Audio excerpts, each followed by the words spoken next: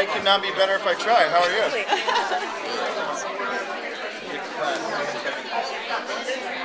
There we go. So, we heard that Damon and Ronnie are going to be together somewhere mysterious at the beginning of the season. It's called The Other Side. Wait, I thought it was gone. Not Damon's bedroom. Could be, who knows? I remember when we were designing Damon's bedroom,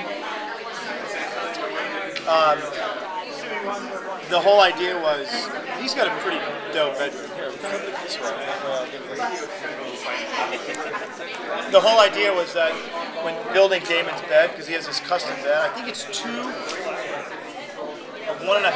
Cal Kings. I think it might actually be 2 Cal Kings together.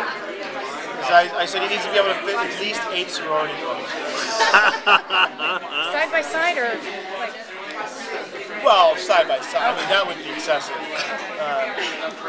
That's just silly. I'm not a big fan of sorority girls because I think sororities are really antiquated and really scary. But it is what it is. I mean, I love sorority. I love girls in general. But if you're in a sorority, it's not that I dislike you. I just think all that stuff is really intense. But nonetheless, Damon would have 8 of you. And I'm going to catch a lot of shit for that. It's all big frats and sororities and schools, but I think they're great. However, Damon loves them. He loves eating them, sleeping with them, showering with them. I've had my fair share. It all works out. No, I mean, listen. The whole idea is this other side, you know, Bonnie and Damon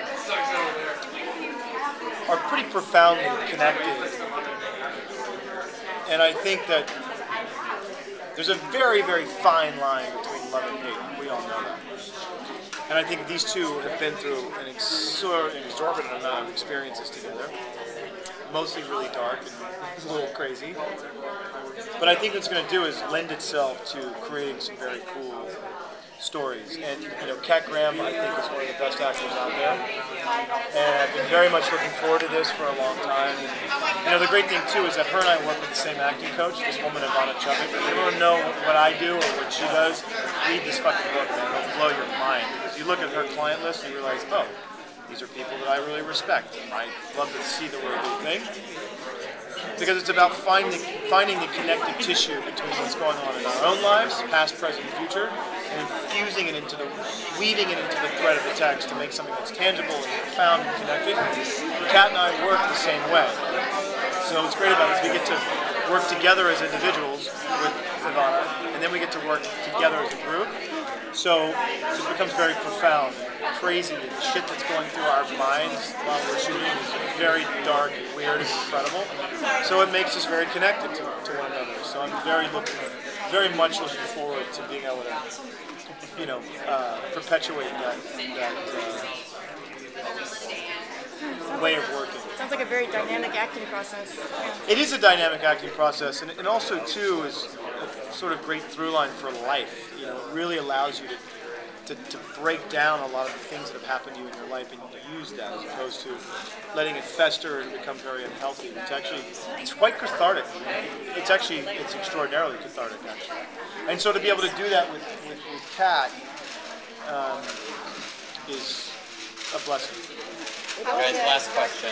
For all the darkness going on in the show, how's the atmosphere of the set? Do you sort of keep it light? Oh, we joke and fuck with each other, you know, in the scope of comedy. I mean, our blooper reels are boring because you sort of have to be there. It's a dramatic. Listen, let's be honest, guys. This is a teen vampire soap opera. Unless you're like, it's one of those you had to have been there things. Typically, our blooper reels blow because there's just not anything. We don't have time to be outlandish and funny. We don't get to shoot little skits together and stuff. I mean, I remember we were doing them on Lost, because it was an older audience too. Man.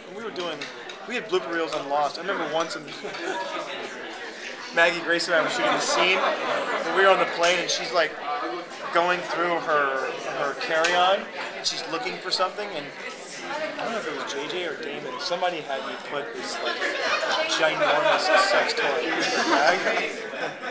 It was huge. This thing was like, I don't know who uses this thing, but kudos to them. and she is going through this thing and she pulls it out and she goes, and she was on camera. Now that literally made me pee on myself when I watched that on this giant screen.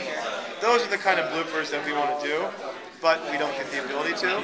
But we shot this because we didn't really have any footage for a sizzle reel for Comic-Con.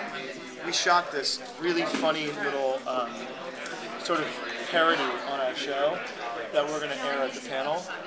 That was fucking funny. And it was a great way to start the season. It very well could be our last. And this is, I think now that there's a finality to it, I think everyone's really realizing, wow, man, this is a very important part of time in our lives. And we created some very cool storytelling. And this crazy son of a bitch is back. Oh, yeah. Matt Davis. Do you think Amar, he's going to try to find you? Amar, You're drinking? yeah, we're blood brothers. This thing, I think, is dead. Ah, dang it. Guys, we gotta go. Really? Oh, Is it working? record. There we go. All right, say everything again real quick. Ready.